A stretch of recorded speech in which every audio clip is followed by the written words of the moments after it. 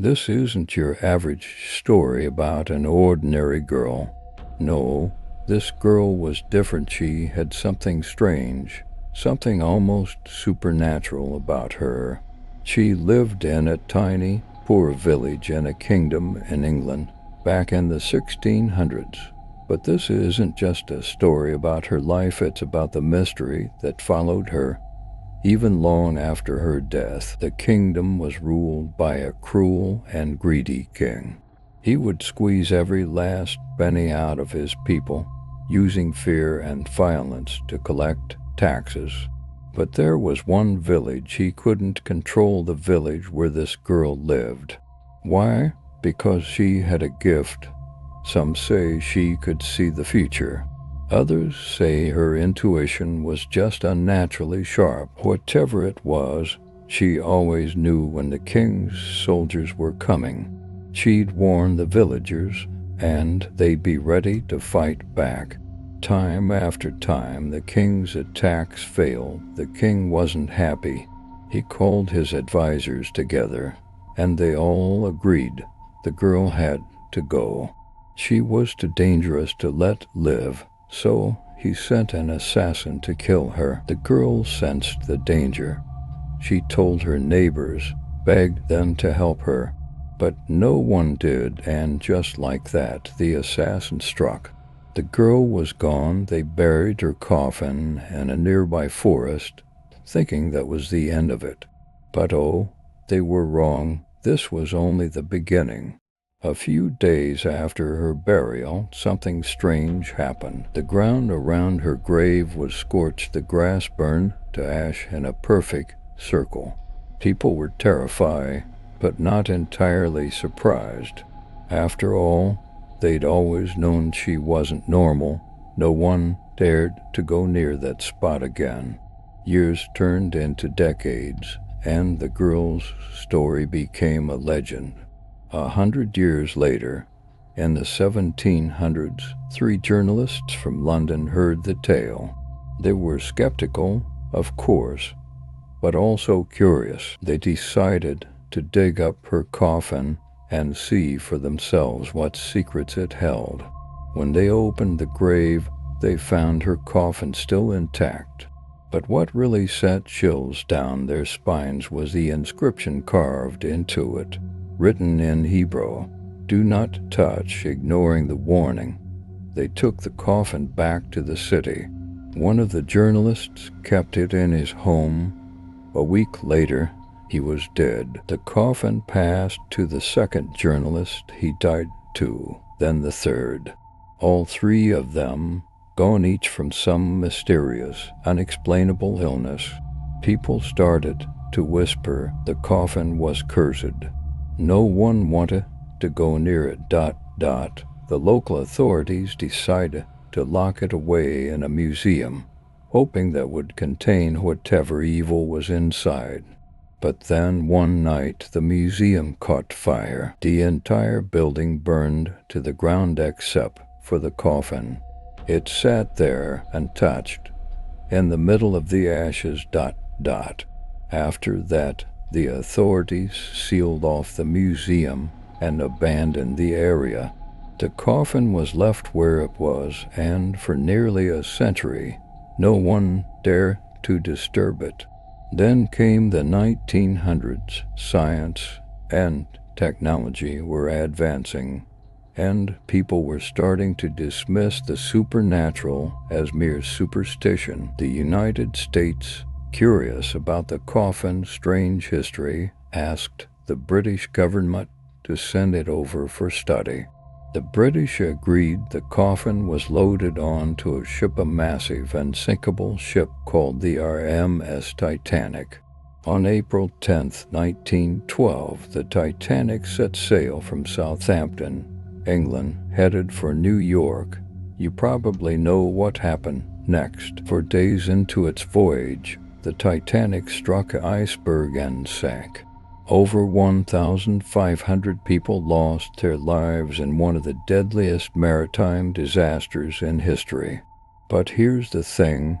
Some people believe the Titanic's sinking wasn't just an accident.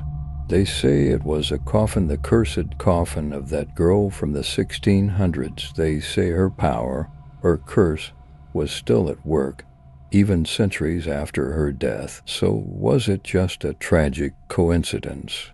Or was there something truly supernatural at play? That's for you to decide. But one thing's for sure, some mysteries are better left buried. The village of Vostok was not on any map. Tucked deep in the Carpathian Mountains, it survived only because outsiders rarely found it, and those who did were never seen again. The villagers spoke in hushed tones of ronder asterisk, a word that met the throat in their guttural dialect. They claimed the forest itself had a voice, a hunger, and a memory older than the stones. Lena, a freelance journalist specializing in occult phenomena, arrived in Vostok on a frigid October morning. She'd received an anonymous tip. Children are vanishing here. They say the woods are eating them. Come before the snows bury the truth. The villagers glared at her from their crooked doorways as she trudged through the mud, her breath visible in the icy air. Only one man spoke to her, old Tomas, a hunched figure with milky eyes who tended the cemetery. You shouldn't have come, he rasped, gripping her arm with surprising strength. Ronder wakes when the veil thins. Tonight is Samhain, the night it feeds . Lena brushed him off, attributing his fear to superstition. But by dusk, the village emptied. Doors were barred, windows shuttered. An unnatural silence fell, broken only by the distant howl of the wine door. Was it a voice? Undeterred, Lena packed her camera, a voice recorder, and a hunting knife and slipped into the woods. The trees here were monstrous, their trunks twisted into agonized shapes. Roots clawed at the earth like buried hands. As darkness deepened, she noticed symbols carved into the bark, spirals, eyes, and jagged lines that made her head ache. Then she heard it, a low, resonant hum, as if the earth itself were groaning. The sound vibrated in her bones. She followed it, her flashlight beam trembling, until she stumbled into a clearing. At its center stood a ring of ancient stones, their surfaces etched with the same symbols from the trees. In the middle lay a pit, its edges lined with teeth. Not animal teeth, human . The humming grew louder. Lena's recorder flickered to life on its own, capturing a chorus of whispers in a language that slithered like serpents. She backed away, but the trees behind her head shifted, sealing the clearing. Panic rising, she aimed her camera at the pit and snapped a photo. The flash illuminated something moving below. A mass of blackened roots surged upward, writhing like tentacles. They dripped with a viscous, tar-like substance that reeked of rot. Within the tangle, faces emerged, children's faces, their mouths stretched in silent screams. Lena froze. One of the faces was familiar. She'd seen it in the missing persons files. Marta, age 9, vanished 2 weeks ago. They're not dead, whispered a voice behind her. Lena spun. Old Tomas stood at the edge of the clearing, holding a rusted sickle. They're trapped, Ronder digests slowly. It savors their fear, their souls, and now it wants you. The roots lashed out. Lena ducked, at one wrap around her ankle, yanking her toward the pit. She screamed, stabbing the knife into the root. Black liquid oozed out, hissing like acid. The thing recoiled, but more roots snaked toward her. Old Tomas chanted, and that same guttural tongue, his sickle raised high. "The stones," he shouted, "break the circle." Lena hurled herself at the nearest monolith, hacking at its base with the knife. The root holding her shattered, and the humming rose to a deafening shriek. The ground trembled. The pit yawned wider, and from its depths rose a colossal, pulsating mass of roots, teeth, and the half-digested remains of its victims. "Feed," it groaned, the word echoing from a dozen throats. Old Tomas plunged his sickle into the creature, but it absorbed him like quicksand. His screams cut short. Lena lunged for the last stone, striking it with a knife. A crack split the air, the circle's energy faltered. The creature wailed, its roots withering to ash. Lena ran, branches tearing at her skin, until she collapsed at the village outskirts. When dawn broke, the woods were still. The villagers found her half-frozen, clutching her camera. The photo sheet taken showed only an empty pit. But when they developed the film days later, the final frame revealed a shadowy figure standing behind Lena's skeletal thing with hollow eyes and a mouth full of thorns, its hand resting possessively on her shoulder.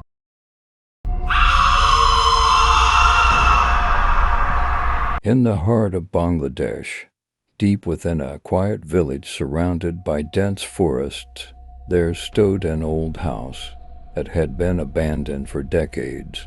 The villagers whispered that it was cursed. Strange lights flickered in its windows at night, and eerie laughter sometimes echoed through the trees. No one dared to go near it after sunset. One summer, a young man named Rafik moved to the village. He had been raised in the city and didn't believe in ghost stories. He had lost his job, and with little money left, he was looking for a cheap place to stay. When he heard that the old house was available for free, he took it without hesitation. The villagers warned him, "Beta, that house is not empty. There is something inside," said an elderly man, his voice low with fear. Rafik laughed. "Ghosts don't exist, Kaka. It's just an old house." That evening, he moved in. The house smelled of dust and mold. The wooden floor creaked under his feet, and the walls were covered in cobwebs. Old furniture sat abandoned, draped in white sheets. A large mirror stood in the hallway, its glass covered in grime. "Just needs some cleaning," Rafik muttered. As night fell, the silence of the village became unsettling.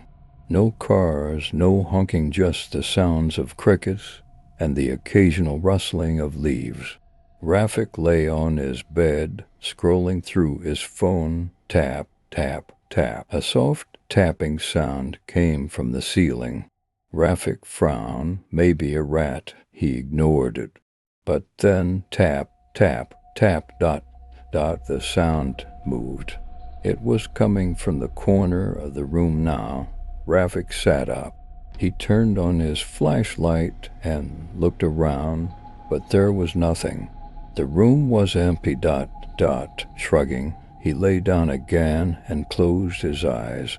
A few minutes later, he felt a weight on his bed. It was as if someone had just sat down near his feet. His breath caught in his throat. Slowly, he reached for his flashlight and turned it on. There was nothing there, but the feeling of pressure on the bed remained. Then something brushed against his leg. Rafik jumped up, heart pounding. He turned on every light in the house.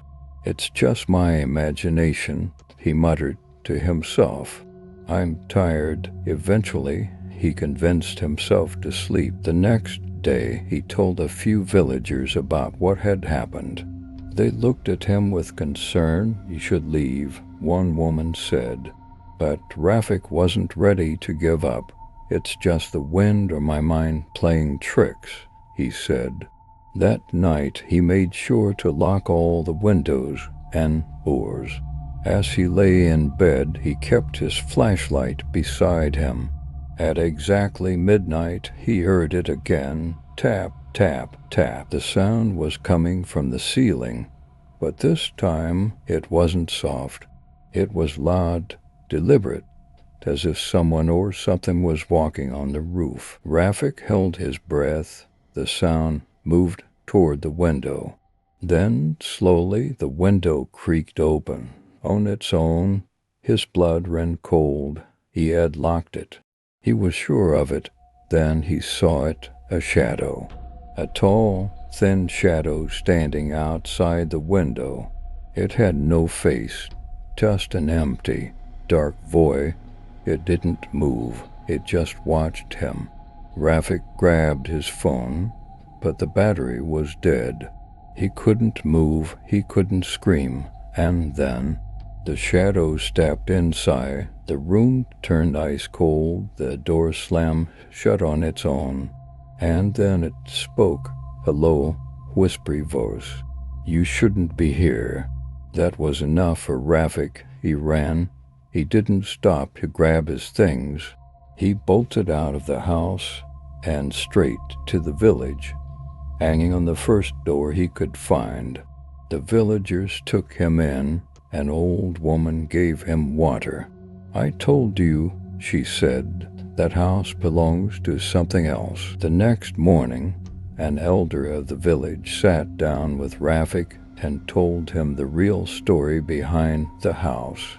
Many years ago, the elder said, a man named Zubair lived there with his wife.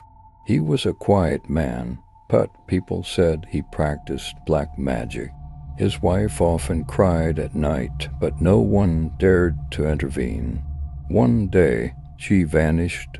Zubair told everyone she had left him, but the villagers suspected something far worse. A few weeks later, Zubair himself disappeared. The house has been abandoned ever since. Rafik shivered. So the spirit, is it her or him? "No one knows," the elder replied, "but every time someone tries to stay there, they don't last long." Despite his fear, Rafik wanted to retrieve his belongings. That afternoon, he and a few villagers returned to the house.